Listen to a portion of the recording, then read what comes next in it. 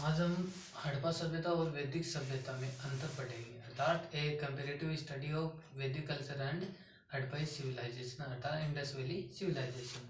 हड़प्पा सभ्यता और वैदिक सभ्यता में क्या क्या अंतर है उसकी चर्चा करेंगे। कई बार इस प्रकार के क्वेश्चन आते हैं। तो हड़प्पा सभ्यता की जो विशेषता फीचर्स है वो है नगरीय है, शहरीकरण है, नियोजित है अर्थात योजनाबद्ध तरीके से नगर का विनाश किया गया अर्थात जिसको हम ग्रिड पैटर्न समकोण पद्धति इस प्रकार से कहते हैं। यहाँ पर उच्च स्तर की जल निकास प्रणाली थी अर्थात हाई लेवल की ड्रेनेज सिस्टम था।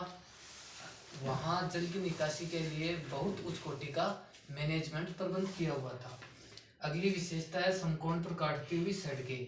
ये हड़प्पा सिविलाइजेशन की मुख्य विशेषताओं में आती है। समकोण पर काटती हुई सड़कें, एक दूसरे सड़कें समकोण पर काटती थी, हमेशा समकोण पर काटती थी इस प्रकार से। और आज भी एक दूसरे सड़क समकोण पर काटती है। इस प्रकार के भारत में दो शहर है, चंडीगढ़ और पंचकुला में आज भी हड़प्पा सभ्यता की तरह ही नगर विन्यास है।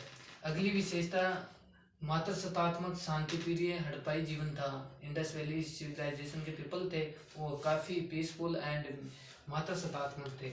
वहाँ पर पकी व ढकी हुई नालियाँ थी और ग्रेट बाथ स्नानागार। इस प्रकार से हमें कुछ एविडेंस हिस्टोरिकल साक्ष्य मिलते। यहाँ के लोग लोहे व मंदिर से अपरिचित थे, मतलब लोहे और मंदिर से वो जानकार नहीं थे। घोड़े के हमारे पास कोई स्पष्ट साक्ष्य नहीं मिले। सूत कोटड़ा से हड्डी के घोड़े की हड्डियों के उपकरण मिले थे, साक्ष्य मिले थे, जिनके आधार पर कुछ इतिहासकार ये अनुमान लगाते हैं कि इंडस वैली सिविलाइजेशन के लोग घोड़े से परिचित थे। लेकिन हम ये कह सकते हैं कि वहाँ पर कोई स्पष्ट साक्ष्य नहीं मिले।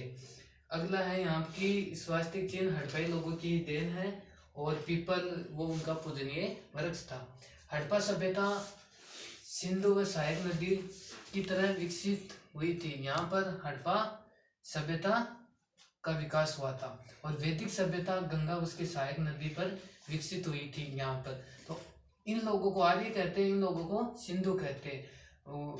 आगे चलकर कुछ समय बाद हड़प्पा सभ्यता समाप्त हो जाती है। कुछ इतिहासकार कुछ ऐसे हिस्टोरिकल सोर्स मिलते हैं कि यही लोग हड़प्पा गंगा वैदिक सभ्यता को विकसित किया, लेकिन हम ये न मान सकते। तो हम पहला टॉपिक था हमारा हड़प्पा और वैदिक सभ्यता में अंतर। हड़प्पाई लोग जहाँ नगरीय थे, नियोजित थे, शहरीकरण थी, मात्र सत्तात्मक थी, तो दूसरी ओर वैदिक सभ्यता के लोग ग्रामीण थे, पशुपालन थे, कृषि आधारित जीवन था उनका और घोड़े से परिचित थे, घूमकर जीवन थे और उनकी यहाँ मात्र सत्तात्मक थे तो वैदिक सभ्यता वाले पितर सत्तात्मक थे। ये लोग घोड़े और लोहे से अच्छी तरह भली भांति परिचित थे, हमारे इस प्रकार से एविडेंस मिलते हैं। गाय को वो अहल्या कहते थे, अष्टकंडी भी कहा जाता था, जिनको वैदिक लोग गौ का मुख्य पशु था और जिनके पास जितनी अधिक गायें होगी वो उतना ही अधिक अमीर माना जाता था। गंगा और उसकी सहायक नदी पर ये वैदिक सभ्यता विकसित हुई और हड़प्पा सभ्यता सिंधु उसकी सहायक नदियों पर विकसित हुई।